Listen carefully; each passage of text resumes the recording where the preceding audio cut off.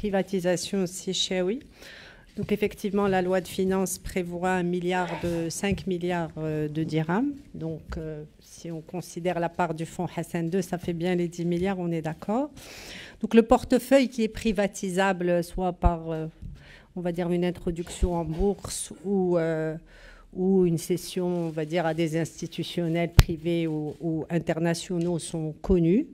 Maintenant, et ça a un rapport avec la question sur l'Agence nationale de gestion stratégique des participations de l'État, il faut, on va dire, être conforme à la stratégie actionnariale de l'État. Donc je pense que... Donc je reviens à votre question, je la botte pas en touche. Donc aujourd'hui, l'Agence, effectivement, on a eu une nomination en juillet dernier. Nous espérons tenir le premier conseil d'administration la première moitié du mois de novembre, qui va être, on va dire, le démarrage effectif de l'action de l'agence de gestion stratégique, qui va avoir effectivement d'abord la responsabilité d'exécuter la stratégie actionnariale de l'État. Donc c'est extrêmement important de dire que cette stratégie, bien qu'elle soit connue pour certains établissements, au regard de l'ensemble des réformes, de la dynamique d'investissement, de la volonté de laisser, on va dire, le privé prendre du relais, on va devoir se redéterminer par rapport, on va dire, à la stratégie de l'État actionnarial. Il y a aussi, hélas, des sujets chauds dans cette agence du fait de quelques établissements publics qui ont un peu plus souffert et qui ont besoin de réformer du fait de la crise. Donc, ce que je voulais dire, c'est que beaucoup de travail a été fait au sein du ministère de l'Économie et des Finances pour que cette agence soit vraiment opérationnelle dès la tenue du premier conseil d'administration. Les diagnostics sont faits, partagés, la discussion avec les ministères de tutelle et les établissements publics est faite. Et donc, on a un cadre pour être opérationnel au plus tôt. Et donc, le sujet de la privatisation, ce n'est pas l'agence seule qui décide, mais l'agence pourra, on va dire, faire une recommandation sur le rythme, sans oublier qu'il faut que les conditions de marché soient réunies. Parce qu'aujourd'hui, si on voit d'autres marchés, les valorisations sur les bourses internationales ont subi des baisses de 30, 40, 50% pendant certains cas. Et donc, il ne s'agit pas de brader, on va dire, les actifs de l'État pour le financement. Il faudra qu'on trouve d'autres financements. La stratégie de privatisation aura, on va dire, un fondement stratégique qui sera, on va dire, dans le cœur, on va dire, de ses fonctions. فيما يخص الضريبة على الدخل يمكن بعد الجواب ديال السيد الوزير ما غيبقى حتى جدل، الأرقام واضحة والسيد رئيس الحكومة عطاهم غدا وغيعاود يأكدهم السي فوزي القجاع من دابا بعد دقائق. فيما يخص la dette extérieure, donc je pense que ça a été posé en français. Effectivement, on a inscrit 60 milliards en 2023 dans le projet de loi de finances de l'année 2023, à comparer avec 40 milliards de dirhams cette année. Donc aujourd'hui, la stratégie de financement, donc il y a un arbitrage entre la dette intérieure et la dette extérieure. Cette année, nous n'avons pas, on va dire, nous ne sommes pas sortis sur les marchés financiers internationaux parce que les marchés financiers internationaux sont d'abord volatiles, c'est extrêmement volatile, et les investisseurs à l'international, à cause d'un climat d'incertitude et de visibilité, n'ont pas défini leur stratégie d'investissement. Ils sont en train de les confirmer en fin d'année. Ils ont attendu les grandes, on va dire, décisions de la Fed, de la Banque centrale européenne. Et donc, ça fait énormément de volatilité. Nous, une fois qu'on a une visibilité sur le taux, il sera plus cher, c'est certain, puisque les taux ont augmenté. Mais ce qu'on veut, c'est avoir une bonne visibilité, une bonne profondeur. Donc, quand on s'endette à l'extérieur cette année pour anticiper l'année 2022, la dette extérieure, elle sera mobilisée auprès de partenaires multilatéraux et bilatéraux. Nous sondons les marchés financiers internationaux jusqu'à cette fin de l'année. Donc, si on a des marchés plus visibles, à ce moment-là, on pourra faire cette sortie parce qu'il faut qu'on sauvegarde, on va dire, l'image du Maroc qui a une très bonne image sur les marchés internationaux jusqu'à présent, et donc il ne s'agit pas de mettre on va dire, en cause cette force de l'image du Maroc. Alors, sur les 60 milliards, qu'on soit clair, il ne s'agit pas d'endetter davantage, on va dire, de s'endetter davantage. Donc, on est en dessous des 70%. Il s'agira de la même façon d'arbitrer entre le marché intérieur et le marché extérieur. Il faudra qu'on sorte sur le marché extérieur pour reconfirmer, on va dire, l'appétit des marchés pour le Maroc. Mais ça ne signifie pas qu'on va endetter davantage les finances publiques. On restera en dessous des 70%. Vous avez parlé également en ce qui concerne le FMI et les lignes de crédit. Donc avec le FMI, en fait, nous avons des discussions permanentes sur les moyens de financement. Aujourd'hui, nous avons déjà activé la PLL qui a été discutée depuis des années. Nous essayons d'explorer d'autres mécanismes qui vont être plus des mécanismes de crédit, en fait, presque, ou d'assurance, en fait, pour le Maroc, que des purs mécanismes, en fait, de financement. Pour ce faire, il y avait des étapes, des discussions qui durent depuis le début de l'année 2022, et nous espérons revenir vers vous, on va dire, avec des informations un peu plus précises par rapport à ça. فيما يخص المقاول الذاتي، احنا تنظنوا بان المقاول الذاتي عنده واحد الاهميه بالغه لواحد الفئات ديال المهنيين، ديال الحرفيين، ديال التجار. واللي بغيت نقول ان احنا متشبتين بهذه الوسيله اللي اليوم عندها واحد الطلب من طرف هاد المهنيين. الوقت اللي جات الحمايه الاجتماعيه بان لهم بان لوتو انتربرونور ماشي غير وسيله باش ناخذوا منهم الضرائب، عندهم كذلك دي بينيفيس اخرين، وبغينا نحافظوا على هاد لو ستاتيو ديال لوتو انتربرونور. ومازال يرجع ان شاء الله السي سكوري وغادي بواحد المنظومه يمكن جديده وواحد التطور في هاد لو ستاتيو. ولكن اليوم شنو واقع بان كاين بعض الممارسات اللي جعلات الناس كيستافدوا من هذا لو ستاتيو ديال المقاول الذاتي باش يخرجوا من السالاريا ويمشيو لهاد لوتو انتربرونور اللي خاصنا نشوفوا في هاد ما كاين حتى زياده في الضرائب، غير باش نكونوا واضحين ما كايناش زياده في الضرائب، ولكن بغينا نحميو هذيك الشغيله اللي يمكن في واحد الوقت اللي كانت الازمه الشركات ولجوا لهذه الوسيله باش يخرجوا الشغيله من عندهم ويمشيو لهذه الوسيله.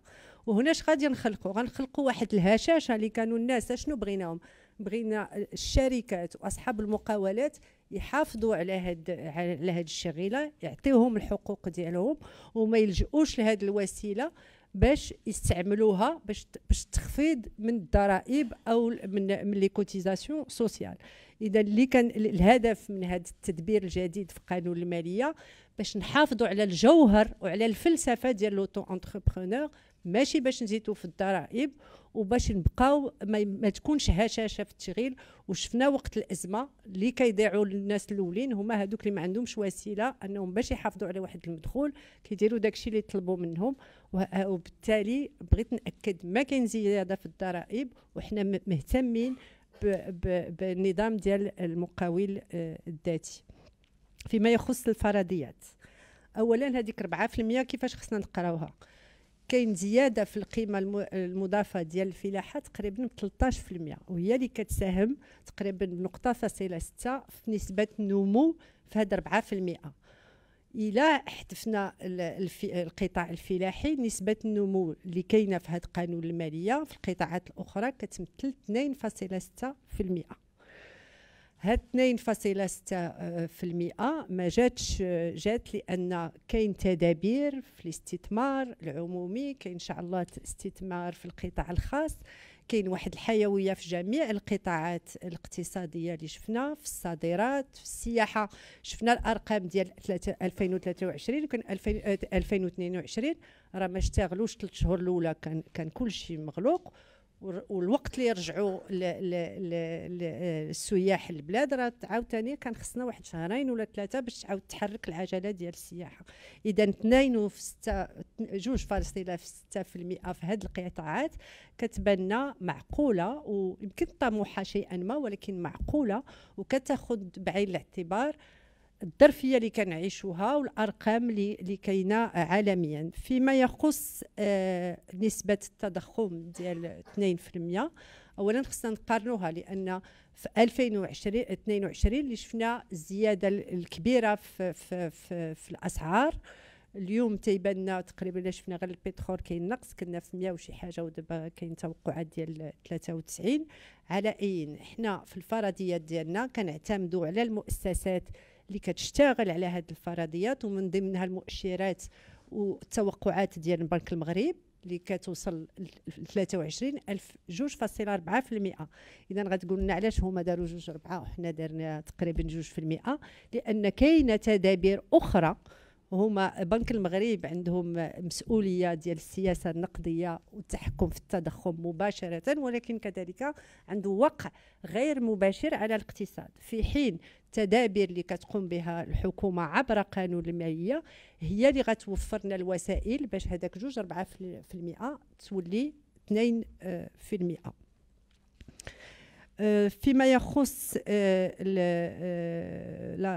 la pérennisation de la protection sociale, c'est un sujet très important qui, on ne va pas dire qui nous préoccupe, mais qu'il est de notre responsabilité d'avoir dans notre radar en permanence pendant qu'on déploie la protection sociale.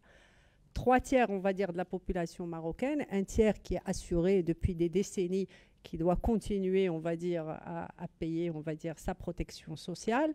1/3 que sont les familles les précaires qui sont aujourd'hui dans le système de Ramed et que l'État va financer pour avoir accès au même panier de soins. Et 1/3 qui sont les autres forces vives du pays, les professions libérales, les artisans, les commerçants, qui vont contribuer, qui sont rentrés aujourd'hui dans le système. On finit d'ici fin de l'année 2022. Donc sur cette population, il faut qu'on facilite les moyens de recouvrement, bien sûr, de leurs cotisations, c'est important. Il faut qu'on facilite, on va dire, les systèmes de collecte de ces cotisations. Mais pour pérenniser, il faut aussi, à travers la réforme de la caisse de compensation, mettre aussi, on va dire, un effort supplémentaire de l'État, sans compter bien sûr la contribution de la cohésion sociale qui pendant ces années est aussi un mécanisme dédié à la protection sociale. Donc c'est un exercice qui a été, on va dire, réfléchi sur le long terme, qui doit être monitoré au quotidien. C'est extrêmement important parce que la démographie change, la consommation de la santé change, et ça aussi, il faut qu'on y travaille.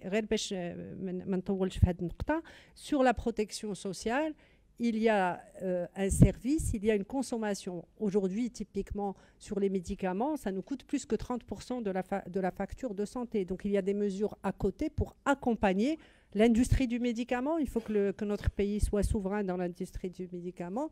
Il y a des mesures dans le projet de loi de finances pour baisser les droits d'importation sur les médicaments. Donc, c'est un sujet qui va nous occuper tout au long, on va dire, de la vie de la protection sociale et sur lesquels on va continuer à vous informer et travailler. S'agissant du fonds Mohamed VI, donc effectivement, nous sommes très heureux qu'il puisse être opérationnalisé dans les prochaines semaines. Alors par rapport aux 30 milliards, donc ce que nous avons fait, c'est que nous avons discuté avec l'ensemble des institutionnels marocains pour leur exposer, on va dire, la vision, la structuration du fonds et pour recueillir, on va dire, leurs attentes par rapport au fonctionnement. Beaucoup de questions sur la gouvernance du fonds, parce que chaque investisseur veut contribuer au déploiement de la stratégie du fonds pour l'économie marocaine, mais veut aussi des garanties sur une bonne gouvernance du fonds dans les choix des investissements, dans l'exécution des investissements. Nous avons pour le moment pas consulter les investisseurs privés internationaux, mais davantage les institutionnels internationaux. Pourquoi? Parce que ce sont nos partenaires qui connaissent le mieux le tissu de l'économie, qui connaissent le mieux notre réforme et qui nous ont assuré à chaque fois que le Maroc en avait besoin de leur appui. Ces institutionnels, ce qu'on doit savoir, c'est qu'ils investissent déjà via d'autres fonds d'investissement au Maroc, mais à des échelles moindres.